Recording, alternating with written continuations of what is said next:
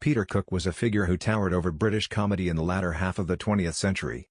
A master of satire, a provocateur with a devilish charm, and a man whose sharp wit could cut through the densest fog of pretense, Cook's impact on comedy was nothing short of revolutionary. Yet, as is often the case with brilliant minds, his life was a complex tapestry woven with threads of triumph and tragedy. Behind the curtain of laughter lay a man wrestling with inner demons, a struggle that would eventually lead to a heartbreaking conclusion.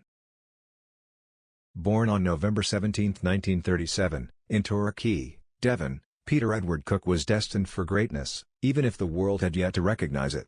His father, a colonial civil servant, instilled in young Peter a sense of duty and responsibility, but it was his mother, Ethel, who recognized and nurtured his burgeoning talent for humor. From an early age, Peter demonstrated an uncanny ability to see the absurdity in the mundane, a talent that would serve as the foundation for his future career. At Radley College, a prestigious boarding school, Cook's intellect and humor quickly set him apart from his peers. He wasn't just the class clown, he was the class satirist, dissecting the pretensions of authority figures with a wit that belied his years. His teachers and classmates could only watch in awe as he effortlessly blended intellectual rigor with biting humor, a combination that would become his trademark. Cook's time at Pembroke College, Cambridge, was equally formative. It was here, in the hallowed halls of academia, that he truly began to hone his craft.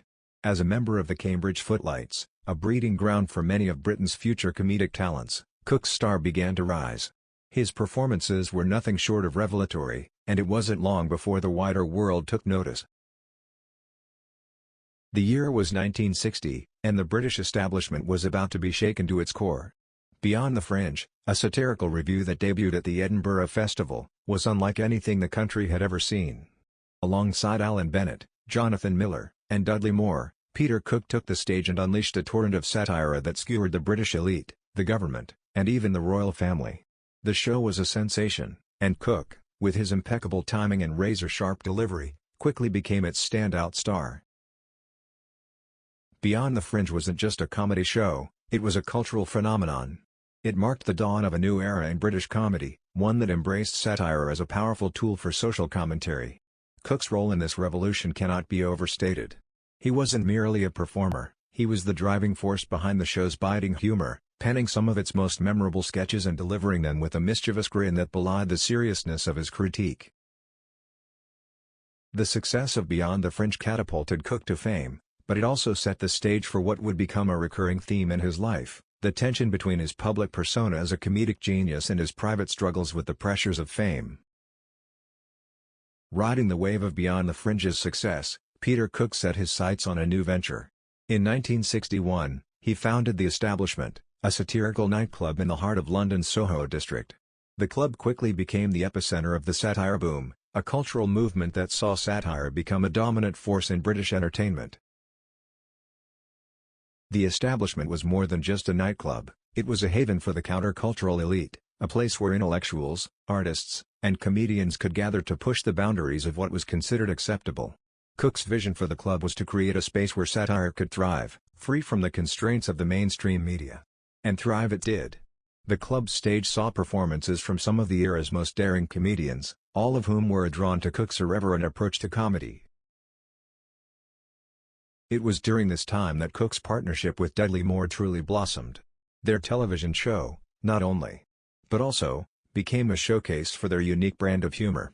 The Dagenham Dialogues, in which Cook and Moore, as their alter egos Pete and Dud, engaged in surreal and absurd conversations, became a cultural touchstone.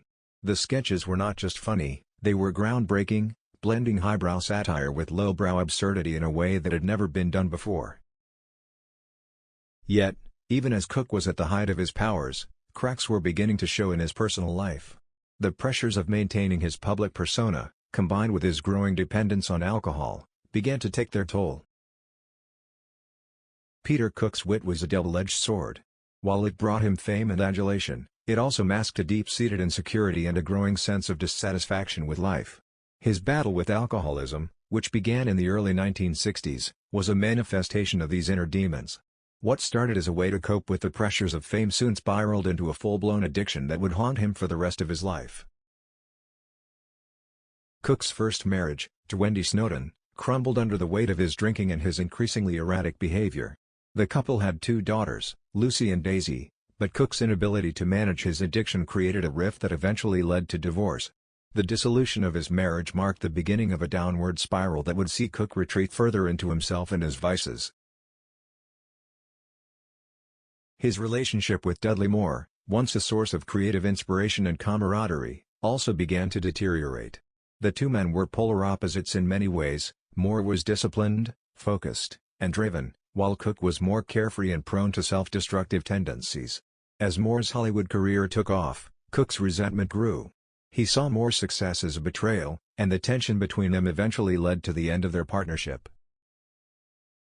By the late 1970s, Peter Cook was a shadow of his former self.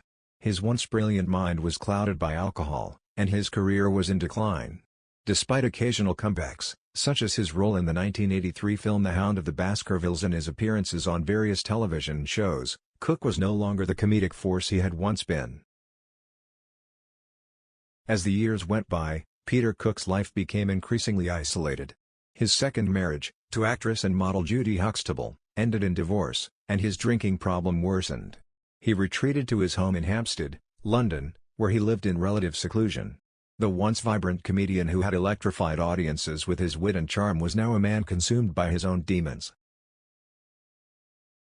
Cook's later years were marked by a series of unfulfilled projects and missed opportunities. Despite his talent, he struggled to find a place in a comedy landscape that was rapidly changing. The rise of alternative comedy in the 1980s, led by figures like Rick Mayall and Adrian Edmondson, left Cook feeling alienated and out of touch. He was no longer the enfant terrible of British comedy, he was a relic of a bygone era. Yet, even in his decline, there were moments of brilliance. In 1987, Cook delivered a masterful performance as the character Sir Arthur Street-Greebling in a series of interviews with Clive Anderson. The character, a pompous and delusional aristocrat, was a testament to Cook's enduring talent. The interviews were a reminder of the sharp wit that had made him a star, but they were also tinged with a sense of melancholy, an acknowledgement of a career that had never quite reached its full potential.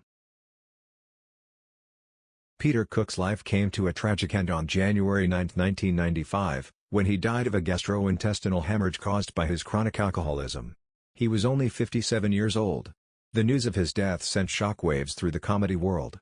The man who had once been hailed as the future of British comedy was gone, his life cut short by the very forces that had fueled his creativity.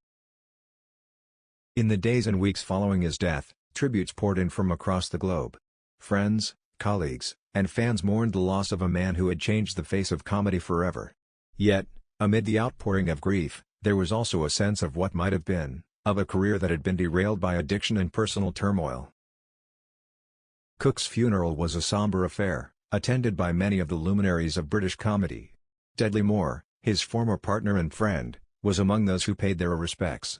Moore, who had struggled with his own health issues, was visibly shaken by the loss of his old friend. The two men had shared a bond that, despite its ups and downs, had endured for decades.